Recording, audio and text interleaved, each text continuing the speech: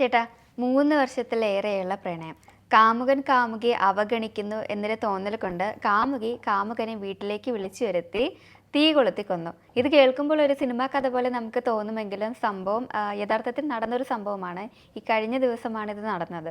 എന്താണ് അതിന്റെ വിശദാംശങ്ങൾ? ഇക്കഴിഞ്ഞ ചൊവ്വാഴ്ച വൈതരഹള്ളി പോലീസ് സ്റ്റേഷൻ പരിധിയിലുള്ള അഞ്ജന നഗറിലെ വാടക വീട് 2 നില വീടാണ്. താഴത്ത് വീട്ടുടമസ്ഥനായ ചേതൻ കുമാറും മുകൾ നിലയിലാണ് പ്രേരണ എന്ന് പറയുന്ന തുംകുരു സ്വദേശിനിയും ഇവരുടെ 4 കുടുംബമാണ് ഈ വീട്ടിൽ താമസിക്കുന്നത്. അച്ഛൻ രാമചന്ദ്രപ്പ, അമ്മ ശാന്തമ്മ, സഹോദരൻ ഗിരീഷ്. ഇവർ 3 പേരുമാണ് പ്രേരണയെ കൂടാതെ ഈ വീട്ടിലെ താമസക്കാർ.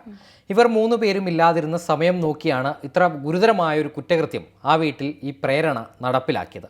ഇതിലെ വിക്ടിം എന്ന് പറയുന്നത് കിരൺ എന്ന് പറയുന്ന 27 വയസ്സുകാരൻ. കിരണിനും പ്രേരണയ്ക്കും യഥാക്രമം 27 വയസ്സ് തന്നെയാണ്.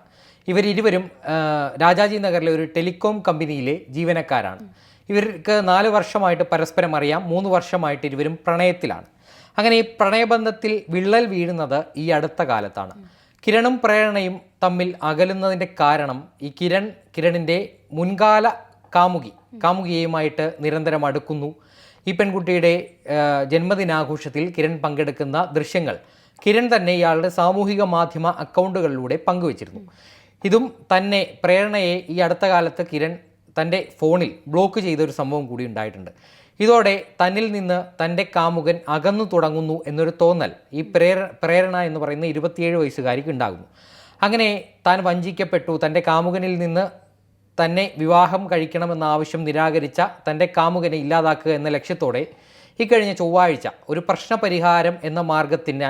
പ്രശ്നപരിഹാരത്തിൻ്റെ ഭാഗമായിട്ട് ഈ പ്രേരണ തൻ്റെ വാടക വീട്ടിലേക്ക് കിരണിനെ ക്ഷണിച്ചു വരുന്നു.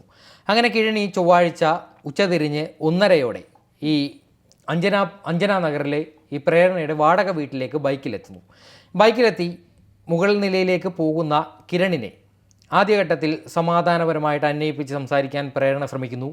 പിന്നീട് ഈ കാമുകനോട് ഒരു വെസ്റ്റേൺ സ്റ്റൈൽ പ്രപ്പോസൽ, തന്നോടുള്ള പ്രണയത്തിൽ നിന്ന് പിന്മാറരുതെന്നുള്ള ഒരു ഉദ്ദേശത്തിൽ, സ്നേഹത്തിൽ തന്നെ ഇയാളോട് പറയുന്നു. ഒരു വെസ്റ്റേൺ സ്റ്റൈൽ പ്രപ്പോസൽ അവിടെ നടത്താനായിട്ട് ഈ യുവതി ഈ കാമുകനോട് പറയുന്നു. അങ്ങനെ ഇയാളോട് വിവസ്ത്രനായതിനു ശേഷം അവിടുത്തെ ഒരു കസേരയിൽ ഇരിക്കാൻ പറയുന്നു. ഇയാൾ ഇതനുസരിക്കുന്നു. അങ്ങനെ കിരണിനെ കസേരയിൽ വിവസ്ത്രനാക്കി ഇരുത്തിയതിനു ശേഷം ഈ പെൺകുട്ടി ഇയാളുടെ കൈകാലുകൾ ഈ കസേരയോട് ചേർത്ത് നൈലോൺ റോപ്പ് ഉപയോഗിച്ച് ബന്ധിപ്പിക്കുന്നു. അങ്ങനെ ബന്ധിച്ചിരിക്കുന്നത് എന്തിനാണെന്ന ചോദ്യത്തിന് ഇതൊരു വെസ്റ്റേൺ സ്റ്റൈൽ ലവ് മേക്കിംഗ് ആണ്, ഇതൊരു പ്രപ്പോസലാണ് എന്നൊരു രീതിയിൽ ഇയാളെ ഈ പെൺകുട്ടി സമർത്ഥമായിട്ട് കബളിപ്പിക്കുന്നു. അങ്ങനെ കണ്ണ് കെട്ടി ഇയാളുടെ കയ്യിൽ കെട്ടിയിട്ടുണ്ട്, കൈകാലുകൾ ബന്ധിപ്പിച്ചിട്ടുണ്ട്. ഇതിനുശേഷം ഈ തൊട്ടടുത്ത നിമിഷത്തിൽ ഈ പെൺകുട്ടി തൊട്ടടുത്ത മുറിയിൽ കരുതിയിരുന്ന കെറോസിൻ, മണ്ണെണ്ണയും അതോടൊപ്പം തന്നെ പെട്രോളും കൂടിച്ചേർന്ന ഒരു സംയുക്തം ഈ പദാർത്ഥം ഉപയോഗിച്ച് ഇയാളുടെ തല കിഴുകെ ഒഴിക്കുന്നു. ഇതൊഴിച്ചതിന് ശേഷം തൊട്ടടുത്ത നിമിഷം ഈ പെൺകുട്ടി ഇതിന് തീ കൊളുത്തുന്നതിനോടൊപ്പം ഈ ദൃശ്യങ്ങൾ ഫോണിൽ പകർത്തുന്നുമുണ്ട്. ഇത് ആദ്യഘട്ടത്തിൽ ഇതൊരു LPG സിലിണ്ടർ പൊട്ടിത്തെറിച്ചുണ്ടായ അപകടമാണെന്നാണ് സമീപത്തെ പ്രദേശവാസികളൊക്കെ കണക്കാക്കിയിരുന്നത്. അങ്ങനെ ഈ വീട്ടിൽ നിന്ന് ഉയരുന്ന തീയും പുകയും കണക്കിലെടുത്തുകൊണ്ട് ഇവർ ഈ ഫയർ ആൻഡ് റെസ്ക്യൂ സംഘത്തെ വിവരം അറിയിക്കുന്നു. അങ്ങനെ ഇവരെത്തുമ്പോൾ കാണുന്ന കാഴ്ച, പോലീസും സ്ഥലത്തെത്തി നോക്കുമ്പോൾ കാണുന്ന കാഴ്ച, ഈ പെൺകുട്ടിയുടെ ശരീരത്തിൽ അങ്ങിയായിട്ട് ചെറിയ പൊള്ളലേറ്റ പാടുകളുണ്ട്. അതോടൊപ്പം തന്നെ ഈ പെൺകുട്ടിയുടെ മുടി കത്തിക്കരിഞ്ഞ നിലയിലുമാണ്. അങ്ങനെ ഇതാദ്യഘട്ടത്തിൽ ഈ പെൺകുട്ടിയുടെ മൊഴിയെടുത്ത പോലീസിന് മുന്നിൽ പ്രേരണ നൽകിയ മൊഴി എന്ന് പറയുന്നത് തൻ്റെ കാമുകൻ തൻ്റെ വീട്ടിലെത്തി സ്വന്തം ശരീരത്ത് പെട്രോൾ ഒഴിച്ച് തീ കൊളുത്തി ആത്മഹത്യ ചെയ്തു. ഈ ആത്മഹത്യ ചെയ്യുന്ന സമയത്ത് താൻ ശുചിമുറിയിൽ കുളിക്കുകയായിരുന്നു എന്നൊരു മൊഴിയാണ് പോലീസിന് ആദ്യഘട്ടത്തിൽ പ്രേരണ നൽകിയിരുന്നത്. എന്നാൽ പിന്നീടുള്ള അന്വേഷണത്തിലാണ് ഈ പെൺകുട്ടിയുടെ തന്നെ ചതി ആയിരുന്നു ഇത്, ഈ പെൺകുട്ടി കൃത്യമായിട്ട് നടപ്പിലാക്കിയ ഒരു ക്രൈമാണ് എന്ന് പോലീസിന് ബോധ്യപ്പെട്ടത്. അതിലേക്ക് പോലീസിന് ഈ കണ്ടെത്തലിലേക്ക് നയിച്ച കാരണങ്ങൾ 2ആണ്. കാരണം എന്ന് പറയുന്നത് ഈ മരണപ്പെട്ട ആളുടെ ബോഡി ബേൺ ചെയ്ത ബോഡിയിൽ നിന്നുള്ള ആഷ് ഈ പെൺകുട്ടി സമീപത്തെ ജനാലയിലൂടെ പുറത്തേക്ക് കളയുന്നു. അതോടൊപ്പം തന്നെ മൃതദേഹം പൂർണ്ണമായിട്ടും കത്തിക്കരിഞ്ഞു പോയ കിരണിൻ്റെ മൃതദേഹത്തിൽ ഈ മുഖത്ത് എന്തോ വരിഞ്ഞു മുറുകിയിരിക്കുന്ന ഒരു രീതി പോലീസ് ശ്രദ്ധിച്ചു. ഇത് കണ്ണ് കെട്ടാൻ ഉപയോഗിച്ചൊരു ക്ലോത്താണ് കത്തിക്കരിഞ്ഞ നിലയിൽ. ഇത് പൂർണ്ണമായിട്ടും അവിടെ നിന്നും മാറിപ്പോയിരുന്നില്ല.